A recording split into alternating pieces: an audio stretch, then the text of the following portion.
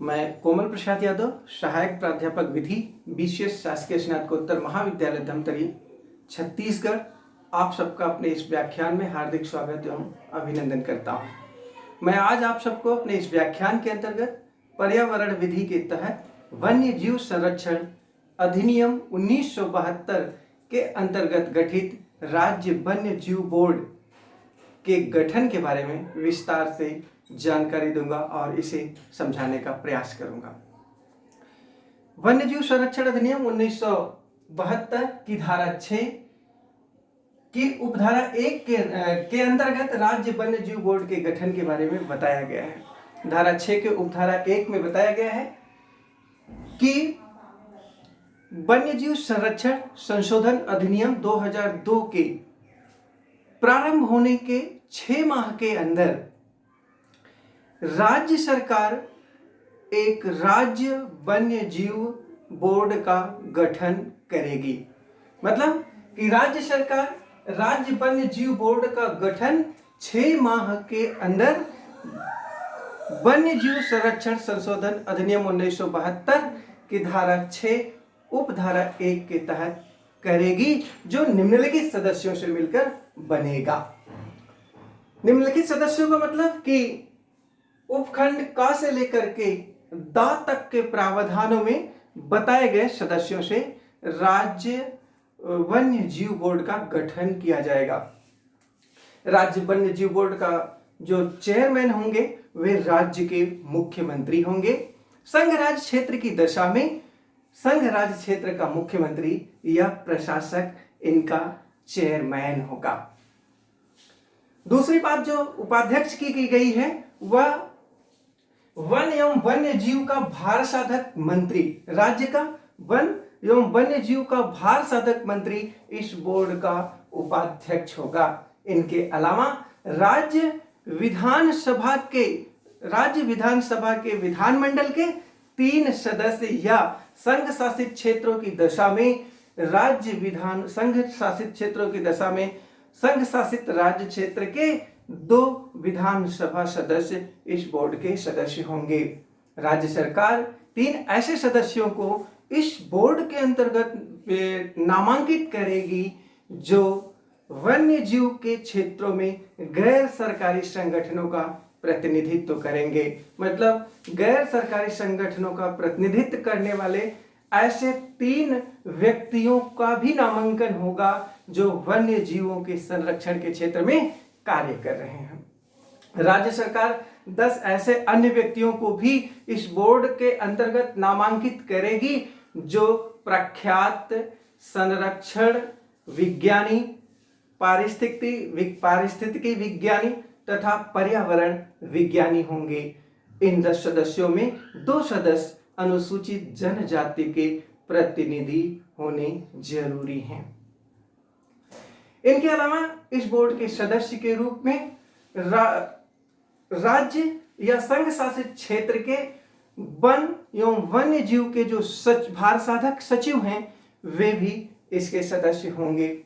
इनके अलावा इस बोर्ड के सदस्य के रूप में वन विभाग का अधिकारी, भार साधक अधिकारी भी होगा। राज्य के अनुसूचित जनजात विभाग का सचिव भी इस बोर्ड का सदस्य होगा। इनके अलावा प्रबंध निदेशक राज्य पर्यटन विकास निगम के मैनेजिंग डायरेक्टर भी इस बोर्ड के सदस्य होंगे। राज्य सरकार पुलिस विभाग के एक अधिकारी को जो महानिरीक्षक की पंक्ति के नीचे पद की पंक्ति के नीचे का नहीं होगा, एक अधिकारी को भी इस बोर्ड में नामांकित करेगी। इनके अलावा केंद्र सरकार भी राज्य वन्य जीव बोर्ड के अंतर्गत राज्य वन्य जीव बोर्ड के अंतर्गत सशस्त्र बलों का एक प्रतिनिधि नामांकित करती है। वह ब्रिगेडियर, ऐसा जो प्रतिनिधि होगा वह ब्रिगेडियर के पद के नीचे का नहीं होना चाहिए। इनके अलावा राज्य के पशुपालन विभाग के निदेशक एवं मत्स्य पालन विभाग के निदेशक भी इस बोर्ड के सदस्य होंगे तथा निदेशक वन्य जीव परिरक्षण द्वारा एक नामांकित किए जाने वाला एक अधिकारी भी इस बोर्ड का सदस्य होगा। भारतीय वन संस्थान देहरादून का एक प्रतिनिधि भी इस बोर्ड का सदस्य होगा। भारतीय वनस्पति अनुसंधान, भारतीय वनस्पति विज्ञान सर्वेक्षण संस्थान का एक व्यक्ति भी इस बोर्ड के अंतर्गत प्रतिनिधि के रूप में नियुक्त किया जाएगा। राज्य वन्य जीव बोर्ड के अंतर्गत भारतीय प्राणी विज्ञान संस्थान का जूलॉजिकल सर्वे ऑफ इंडिया का एक सदस्य भी नामांकित किया जाएगा।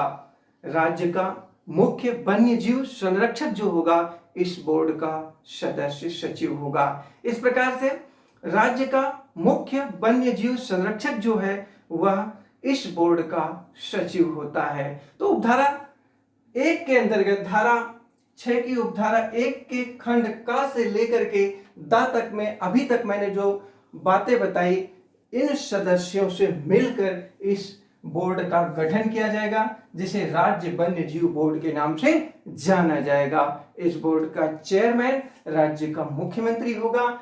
उपाध्यक्ष जो होगा वह वन एवं वन्य जीव का भार साधक मंत्री जो होगा वो होगा, और इस बोर्ड का सदस्य जो सचिव जो होगा वह होगा मुख्य वन्य जीव संरक्षण, तो संरक्षण अधिकारी। तो इस प्रकार से इस उपधारा 1 में राज्य वन्य जीव बोर्ड के सदस्यों के बारे में बताया गया। उपधारा 2 में बताया गया है कि सदस्यों की पदावधि क्या होगी। सदस्यों की पदावधि और रिक्तियों को भरने का जो तरीका होगा, पदेन सदस्य को छोड़ करके वह इस अधिनियम द्वारा ऐसी प्रक्रिया जो निर्धारित की जाए, जो विहित की जाए, जो प्रिस्क्राइब्ड की जाए, उस प्रक्रिया के अंतर्गत किया जाएगा। इस उपधारा 1 के खंड घ एवं अन्य के जो सदस्य होंगे उनकी रिक्तियां कैसे होगी और अन्य सदस्यों की पदावधि क्या होगी, इसके लिए जो प्रक्रिया तय की जाएगी उसी निर्धारित प्रक्रिया के अंतर्गत उनकी रिक्तियों को और पदावधि को भरा जाएगा, उनकी रिक्तियों को भरा जाएगा। उपधारा 3 धारा 6 वन्यजीव संरक्षण अधिनियम 1972 के अंतर्गत बताया गया है, सदस्य पदेन सदस्यों की सिवाय ऐसे सदस्य अपने कर्तव्य पालन में उपगत व्ययों तथा ऐसे अन्य भत्तों को प्राप्त करने के अधिकारी होंगे जो इस अधिनियम द्वारा अब निर्धारित किया जाए, मतलब प्रेस्क्राइब किया जाए, विहित किया जाए। ऐसे भत्ते प्राप्त करने के अधिकारी होंगे। अपने कर्तव्य पालन में जो व्यय उपगत हुआ है उन भत्तों को प्राप्त करने के अधिकारी ऐसे सदस्य होंगे यदि कुछ उनके व्यय हो रहे हैं और भत्ते उन्हें जो तय किए जाएंगे वो प्राप्त होंगे। तो धारा 6 के अंतर्गत राज्य वन्य जीव बोर्ड के गठन के बारे में, उनकी पदावधि के बारे में, उनको प्राप्त भत्तों के बारे में बताया गया है। अब मैं आप सबको धारा 7 के अंतर्गत बताया गया है कि बोर्ड द्वारा अनुसरित की जाने वाली प्रक्रिया क्या होगी। मतलब राज्य वन्य जीव बोर्ड द्वारा क्या प्रक्रिया अनुसरित की जाएगी, क्या प्रक्रियाएं होंगी। तो बोर्ड की बैठक अधिवेशन कम से कम वर्ष में 2 बार होगी और वह ऐसे स्थान पर होगी जो राज्य सरकार निर्देशित करे। मतलब यही कि राज्य सरकार द्वारा निर्देशित किए गए स्थान पर राज्य वन्य जीव बोर्ड की बैठकें होंगी, अधिवेशन होंगी। ये बैठकें वर्ष में 2 बार होंगी। बोर्ड किन प्रक्रियाओं का पालन करेगा, जैसे गणपूर्ति क्या होगी, इसको स्वयं निर्धारित कर सकता है। इस बोर्ड द्वारा की गई कोई कार्यवाही या संपन्न की गई प्रक्रिया केवल इस आधार पर अविधिमान्य नहीं ठहराया जाएगी कि बोर्ड के किसी सदस्य का पद रिक्त था, ठीक है ना, कि पद खाली था तो इस कारण, या कोई प्रक्रिया में त्रुटि आ गई है और यदि इन प्रक्रियाओं में त्रुटि या रिक्तियों के कारण कोई गुण प्रभावित नहीं हो रहा है, तो उनके द्वारा जो कार्यवाही की गई है, जो प्रक्रिया की गई है, वह अविधि मान्य नहीं मानी जाएगी। अब मैं आप सबको धारा 8 के अंतर्गत राज्य वन्य जीव बोर्ड के कर्तव्य के बारे में बताऊंगा। मतलब राज्य वन्य जीव बोर्ड जो गठित किया गया है उनके कर्तव्य क्या होंगे। राज्य वन्य जीव बोर्ड का कर्तव्य धारा 8 में बताया गया है। वह निम्नलिखित के बारे में सलाह देना, उन क्षेत्रों के चयन और प्रबंध का जिनका की क्या किया जाना है, संरक्षित क्षेत्र को, जिनको की संरक्षित क्षेत्र के रूप में घोषित किया जाना है, राज्य सरकार को सलाह देना। उन क्षेत्रों के चयन एवं प्रबंध के बारे में राज्य सरकार को सलाह देना जिसे संरक्षित क्षेत्र के रूप में घोषित किया जाना है। दूसरा है कि वन्य जीवों एवं विनिर्दिष्ट पादपों के संरक्षण एवं परिरक्षण के लिए नीति निर्धारित करने में सलाह देना।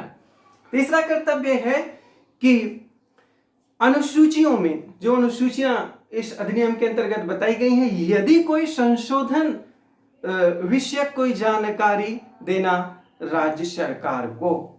चौथा जो कर्तव्य इनका प्रमुख ये है कि अनुसूचित जनजातियों एवं वनवासियों तथा वन्य जीवों के संरक्षण एवं परिरक्षण के मध्य सामंजस्य स्थापित किए जाने वाले उपायों के बारे में बताना। कैसे सामंजस्य स्थापित किया जाएगा जनजातियों, वनवासियों तथा वन्य जीवों के संरक्षण हेतु क्या उपाय तय किए जाएं, इसको बताना। इसके बारे में राज्य सरकार को सलाह देना। अंतिम जो कर्तव्य यही है कि वन्य जीवों के संरक्षण हेतु राज्य सरकार द्वारा सौंपे गए समय समय पर अन्य समस्त कार्यों को संपादित करना तथा उनके बारे में सलाह देना।